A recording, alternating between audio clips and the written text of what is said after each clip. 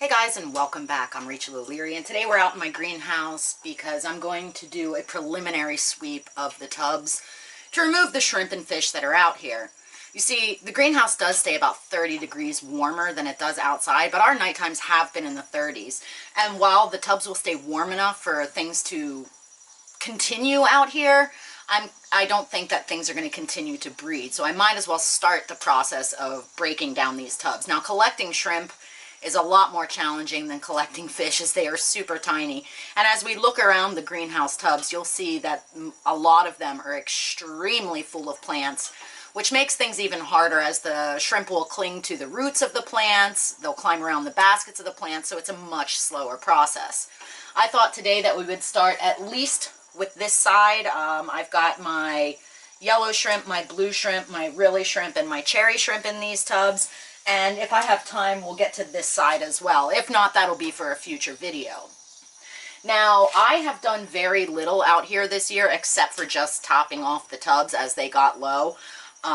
So we will discover together how the yield was. Last year I got a bumper crop of blues, but I didn't move out as many shrimp this year, only maybe like a half a dozen of each. So it'll be really interesting to see what we get. Without further ado, let's get started. I'm going to start by just collecting some water and removing the floating plants. Things are going to get pretty murky pretty quickly in here, but I'm just going to take a look through the roots as I go to make sure I don't have any shrimp that are clinging to them. Now, this water hyacinth, just like outdoors, I will discard simply because it is an invasive, so I don't like to keep it around.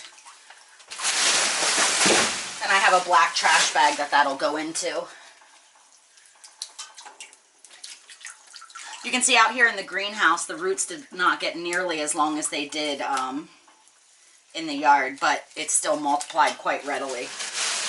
The rest of these plants, as with every other year, I will reuse, and we'll go over that in a future video as well. I still have time out here.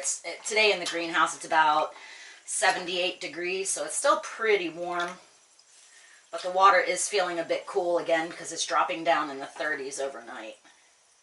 And I don't see a whole lot in here, but we will find out together. Again, I will try and pull the plants and make sure there's not shrimp in them, and then after I've done my sweep, I'll put the plants back in the water for a while. Ooh, this sucker's heavy.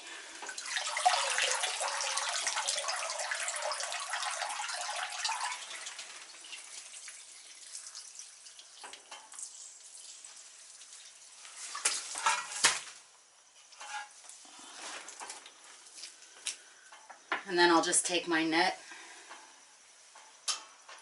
and see what we get. Now, with the shrimp, you really have to look through the algae that's in the bottom of the tubs to make sure that there's not babies trapped, as the baby shrimp are extremely tiny.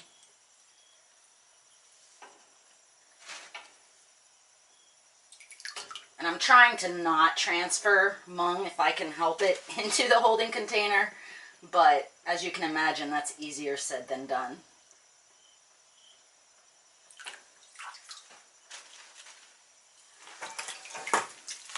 See, there's a big buried female and a juvenile.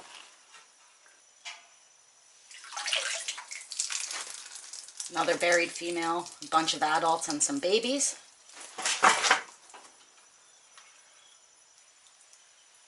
Again, I'm looking through the debris in the net to see if there's any shrimp trapped in it. Sometimes I'll put it back in the water, break up that debris, break up that debris and see if any other shrimp surface before I discard it.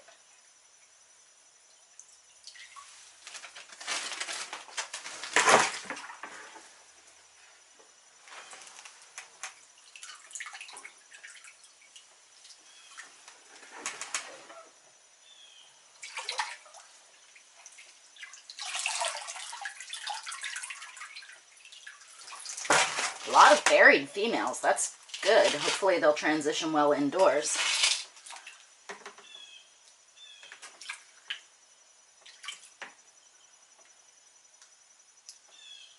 I'll pull the debris into my hand and just sort of sift through it.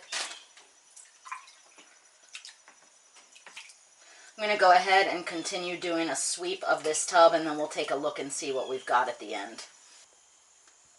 Now after the preliminary sweep is done, I will let the tub just sit for a while for all the suspended algae and stuff to settle to the bottom so I can try and visualize if there's more shrimp in there. I'm pretty pleased with the yield. Again, it's pretty murky, so we can't really see yet what's in there. But there's a fair amount of really nice shrimp. And also, if we look closely, which I'm not sure if you guys will be able to see or not, there is some mosquito larvae clinging to the surface of this water. So I'm going to go ahead and dose this tub with some of the mosquito bits. These are the BTIs, and this will prevent them from continuing as I let this season wrap up with the plants. I'll just broadcast a little bit over the surface of the water, and that is a great organic way to prevent more mosquitoes. Now, I've been doing this all summer long since shrimp don't predate on them, but it's been a bit, so it's due. I'm going to go ahead and repeat the process on these three, and we'll take a look at what I get from all the tubs. And then once they're settled down, I'll do another sweep, put the plants back, and then we'll move the shrimp into the greenhouse. Now, despite getting no yield from the blues so far, if we look in this cherry shrimp tub, everywhere we look, there are just massive amounts of cherry shrimp. And it's really interesting because obviously the tubs had identical parameters, cared for identically, were literally right next to each other, and the cherries went bonkers and the blues did nothing. Now, I did pull a fish from the blue, so that seems a pretty logical explanation, but clearly the cherries are the winner this year. Tons and tons of yellows as well.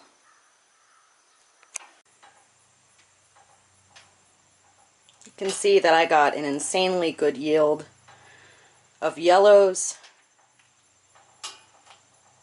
and cherry shrimp. The colors are just bonkers. After letting the bins settle for about an hour, I can visualize if there's any more shrimp. And since I don't see any in the tubs, I can go ahead and replace the plants for now. Now I have my shrimp all lined up in their containers to add back to their aquariums. I already put the blues in. I only got about a half a dozen of those, but I think that's because I found these killies in their tub. So it just goes to show you what even just a couple of fish can do to a shrimp yield. This of course translates to our aquariums as well. If you want a high yield of shrimp, keep them in a shrimp only tank. I'm going to go ahead and net these guys out and add them to their aquarium. I'm going to try and not add any of the water or the debris from these things because there are things like worms and probably leeches and mosquito larvae that I don't really want in the fish room. So I'll put them in a net and then individually add them back to the aquarium.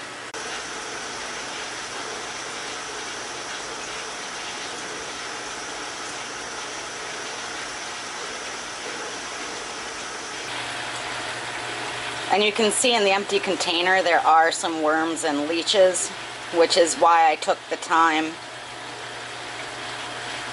to just individually add the shrimp rather than pouring them in through a net and adding the debris, because shrimp won't eat the leeches and they can be a real problem later. I'm going to go ahead and repeat that process with both of these and then we'll take a look. Quite the bumper crop of cherry shrimp.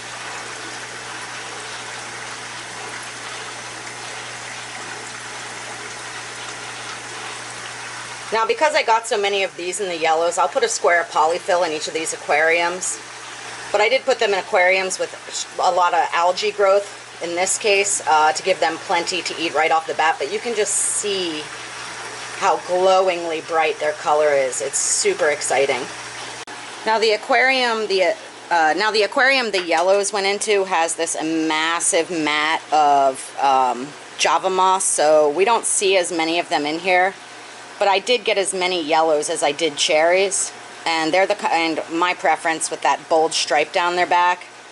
And again, their colors are extremely intense. They look amazing. And there are shrimp of all sizes that I pulled from the bins. But again, they're busily working away on the moss and plants in this aquarium as well.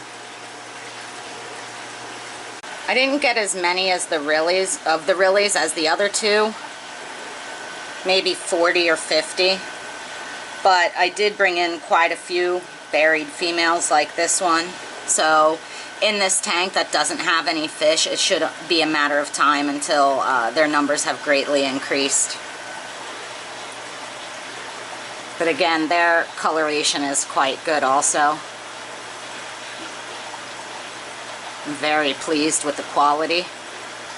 We'll just have to wait a bit for significant numbers. Gorgeous, gorgeous, gorgeous shrimp.